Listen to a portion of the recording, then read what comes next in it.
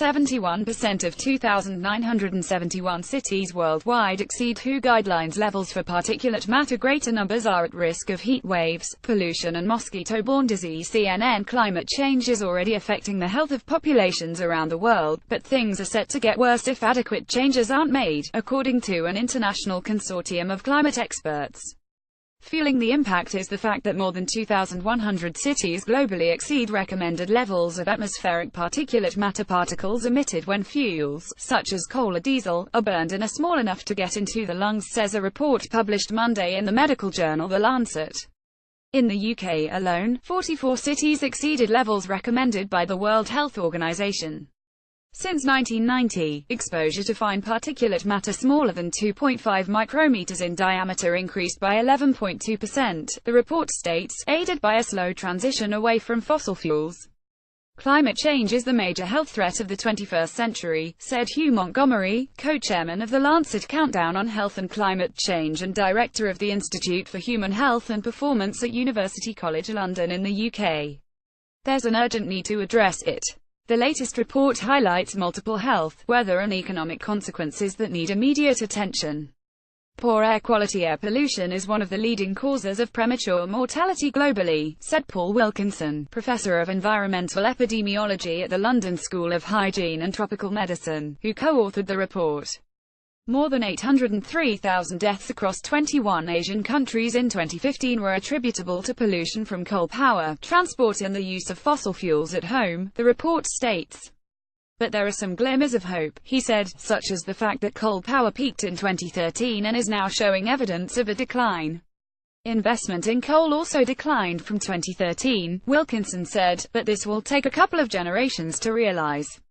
Wilkinson urges governments to prioritize moving away from fossil fuels, as their harms to the environment and human health have long been known.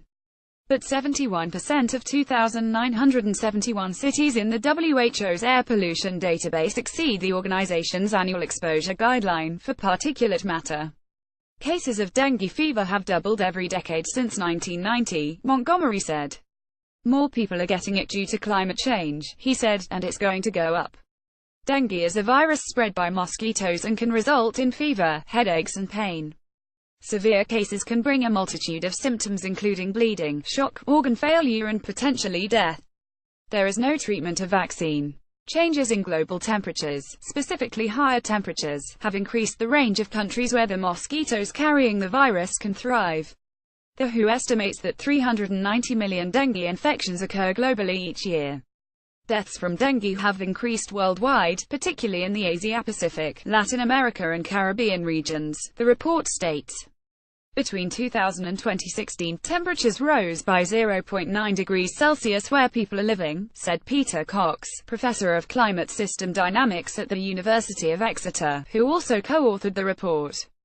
The land is warming much quicker than the ocean, he said, highlighting the increased number of heat waves people experience today and the extreme vulnerability of older people. With populations now living longer, the numbers of those vulnerable to heat stresses will only go up. During that same time frame, the number of older people exposed to heat waves increased by roughly 125 million, and the ability of people to work, namely to do physical and manual work outdoors, fell by 5.3%, Cox said, resulting in economic losses. For countries, addressing climate change will result in benefits and improvements to public health, but governments are too slow to address the problem, the authors agreed. Although an increasing number of countries started to develop plans and strategies to reduce the impact of climate change, the majority are high-income nations, the report shows. Less than a third of countries have done anything so far, said Georgina Mace, head of the Center for Biodiversity and Environment Research at UCL, who was also involved in the report. In low-income countries in particular, there is low expenditure on adaptation. Countries can prepare for changes in infrastructure such as transport, electricity and healthcare supplies, which can be affected by extreme weather events. In addition, policies to reduce use of fossil fuels and entice people toward electric vehicles and renewable energy sources can be prioritized. The report shows that while sales of electric cars have risen to 77 million per year, this is easily lost next to the figure of 1.2 billion, the total number of regular gas and diesel-fueled cars being driven. Not enough is being done, Mace said. Adaptation is going to become more important in the future, she said. The impact is going to get a lot worse.